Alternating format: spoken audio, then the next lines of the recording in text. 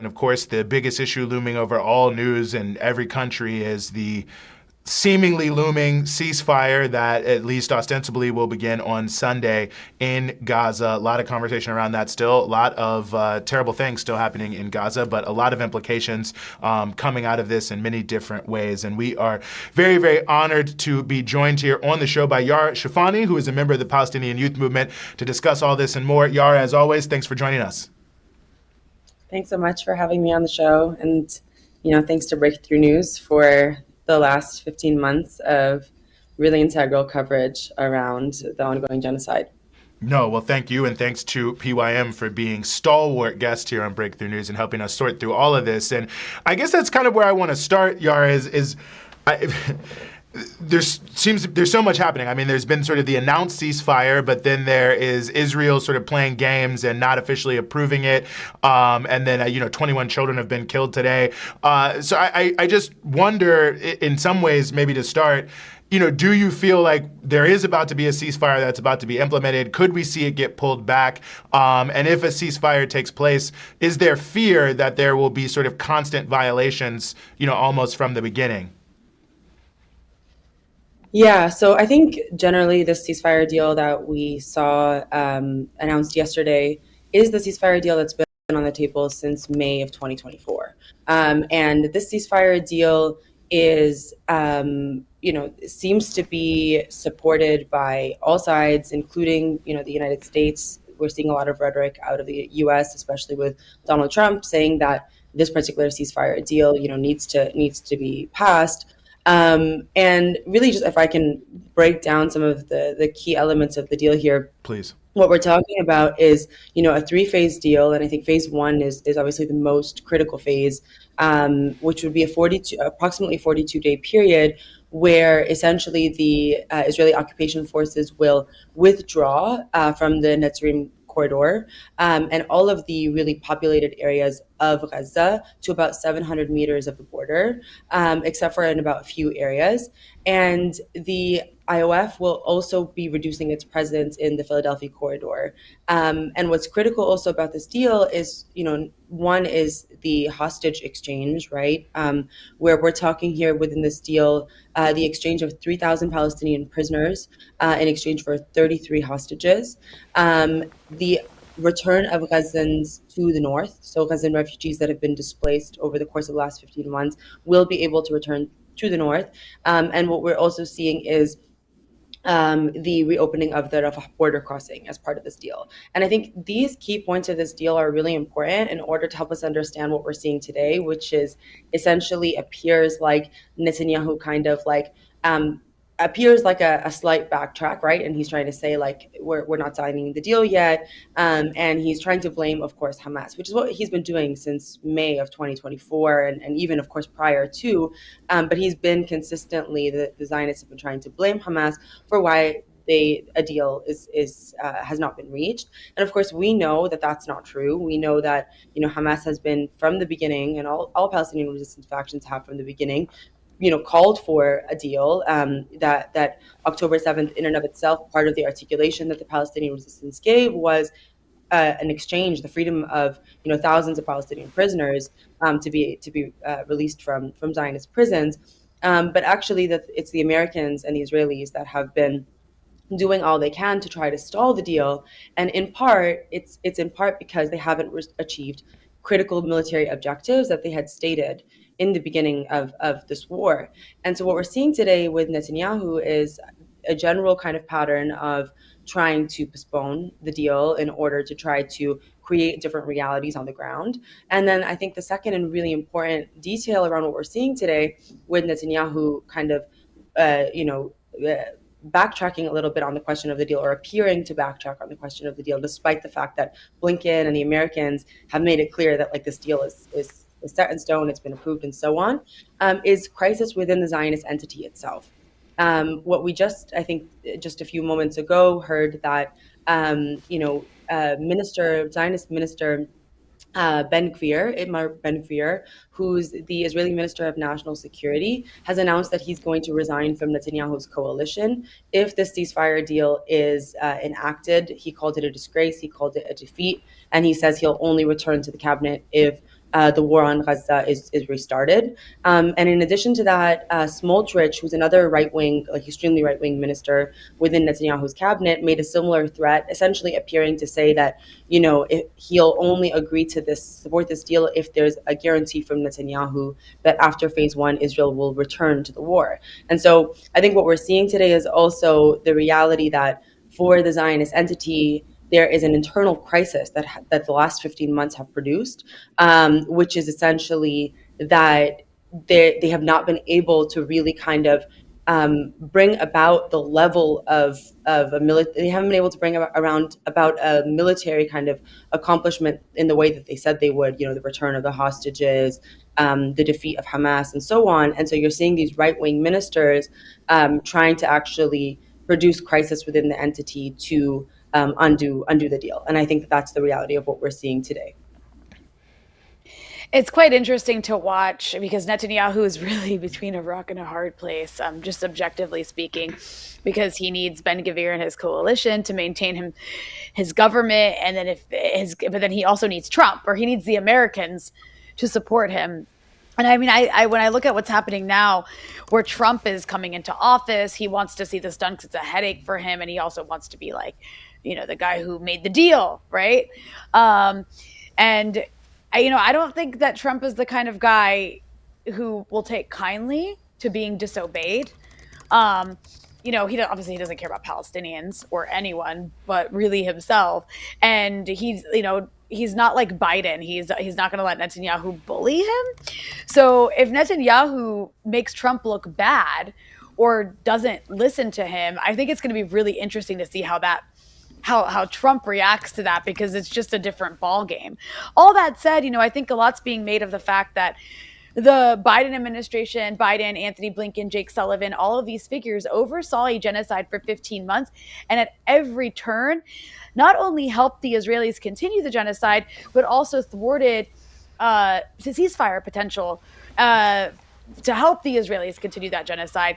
And so I think it's really taking people by surprise to see like Trump coming into office and that be what's ending it. I know we can only speculate here, but it does kind of seem like had Biden gotten us, I'm not saying it was good Trump won. I want to be clear about that. Whoever wins, it sucks for the world because it's U.S. empire. But there was a lot of people who antagonized Arab Americans for saying they didn't want to vote for Kamala Harris because they couldn't in good conscience vote for somebody who was promising to continue this genocide. And they were accused of basically getting Trump elected. But what we're seeing happen now, it's like the Democrats have done a really good job of making themselves look like the worse evil than Republicans on this issue. I'm just curious your general thoughts on that, because it really is just a massive contradiction that is just making Democrats look even more cruel than a nationalist racist like Donald Trump. Yeah, no, absolutely, Rania. And I think there's a couple of things that's really important within the broader discourse around, Donald Trump and his insistence on this deal, which is, I think, on the one hand, it's quite clear that Trump, did attempt to push through or work to push through this deal. And I think there's a lot of details that are, too early to tell, that we can only really speculate around, like, how and why. And there's people discussing like the question of like Saudi Arabian, like normalization with Saudi Arabia, or questions around, annexation of the West Bank. And so it's still too early to kind of tell exactly what kind of, different promises and deals were made. But I think there's something that's really important, which is that objectively speaking, Israel had to face and deal with significant military defeats, right, on the battlefield, and that the Palestinian resistance really persevered for 15 months in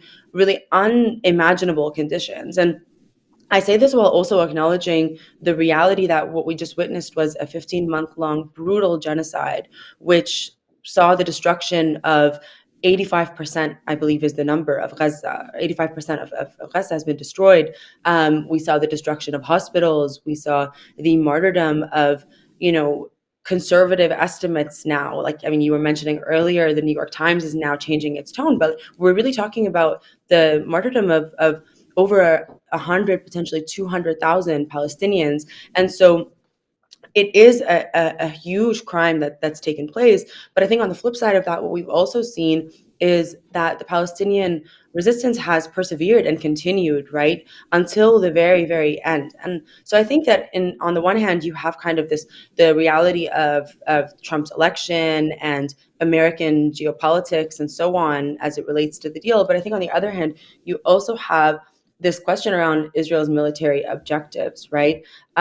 Israel was unable, for example, to force Gazans out of the north, right? 15 months in, a siege of the north, brutal, bombing campaigns and so on, and yet it still was not able to force Gazans out of the north. It was not able to settle into the north. The general's plan was not. They were not able to enact the general's plan. They were not able to to release the hostages, and then this broader goal of defeating Hamas, right? That they were so insistent that this was going to be kind of like an existential war for the Zionist entity, and that they were going to defeat Hamas.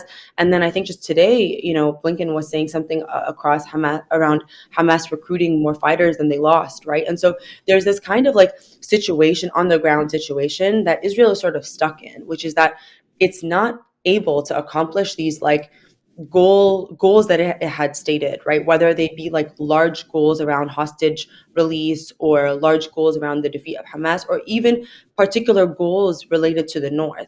And I think that this reality just shows that there's like a reality on the ground that Israel does not want to continue to maintain.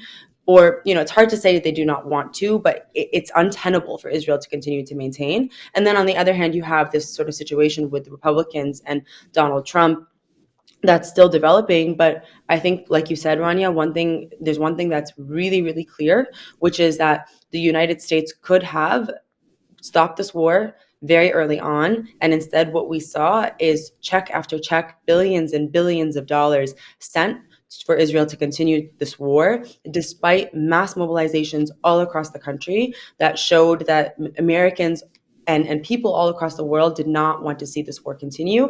And yet the Biden administration continued to advance this war, to fund this war, and to give Israel, to act essentially as a strategic ally for Israel, even regionally, right? Whether it be around what it's, the role that the United States played in Lebanon, attacks on Yemen. I mean, we're talking about the United States actually playing an active military role to support Israel's genocide of the Palestinian people. And that ultimately played a large role in Arab American voters, like you said, Rania, choosing in this election to not support the Democrats, right? Either to not vote or to vote differently. That doesn't necessarily mean that, like you said, like exactly like what you said. I mean, we're talking about American empire. It doesn't mean that Trump is sort of better. It just means that, there's particular realities on the ground and within U.S. empire itself that have shifted the conversation around the ceasefire. Well, and Yara, let me also ask you this, and you sort of were mentioning, I mean, this huge protest movement that has erupted all around the world in solidarity with Palestinian people. And I mean, the significance of it is, I mean, if you want to speak to the significance of it, I think that's an important thing to also reflect on at this time. But I think for a lot of people who've been activated around this issue, there's a question of sort of what's next. Like now there's a ceasefire, but I think most people know, the struggle will continue vis-a-vis Palestine. So for those who have maybe just gotten active or, reactivated over the past year or so around the issue of Palestine, looking forward, where do we need to be looking? Where should people be looking to be applying pressure and continuing to build solidarity? Yeah, I mean, I think over the last 15 months, people have been moved into action in ways that, are really, really critical. We've seen hundreds of thousands of people all across, Canada, hundreds of thousands of people across the United States, millions across the world moved into action, joining protests, joining campaigns, joining organizations. And I think the reality is that for a lot of these people, and a lot of us in the movement, we know that our work here isn't done, right? Even if, or even with a ceasefire in place, there's so much work to be done on the question of rebuilding Gaza. We're talking about, a huge campaign that was waged against the people of Gaza to essentially make Gaza unlivable. And so, in that kind of context, the ability of people to mobilize around the need to rebuild Gaza is a critical component of how we're able to support the steadfastness of the Palestinian people, their ability to remain on their land. I think we're also talking about the question of really genocide and accountability. Like for the last 15 months, we have seen all kinds of people aid and abet this genocide. We've seen, Israeli occupation forces, soldiers who, have their hands soaked in the blood of the Palestinian people through their direct participation in this genocide. Politicians that have supported this genocide. We saw within the international legal realm, with the international the ICC and the ICJ, right, rulings around this genocide. And so there's a huge task at hand, which is around, how can we make sure that those who have participated in this genocide, who have aided and abetted it, are held accountable, and then in part also the narrative around this being a genocide. I mean, I know that you were both talking just before I joined about the New York Times, and hearing kind of media outlets suddenly start to change their tune and start to kind of they're afraid, right? They're afraid because what we're about to see also potentially is access of reporters into Gaza. We're about to see the ability of Palestinian reporters who have been for the last 15 months putting their lives at risk. Many have been killed in the process of reporting this genocide, and now there's going to be access into Gaza by healthcare workers, by media outlets, and so on, that are going to be able to name this for what it is. And then there's this longer task that you just alluded to or mentioned, Eugene, which is the broader task of Palestinian liberation, right? I mean, at the beginning of this genocide, we were making it really clear as a movement that this genocide did not begin on October 7th. We're talking about a 75-year long struggle that the Palestinian people have been fighting against Zionist colonization, against Western imperialism, in order to liberate their homeland from the river to the sea. And I think that that's a fight that's going to continue. And really what's changed now over the course of the last 15 months is now that fight has hundreds of thousands of new champions, people who have poured into the streets, who were watching this genocide live on their TV, on social media, who were moved into action and galvanized to really take stronger positions against colonialism, against U.S. imperialism, who are fighting for the liberation of the region and of all oppressed people.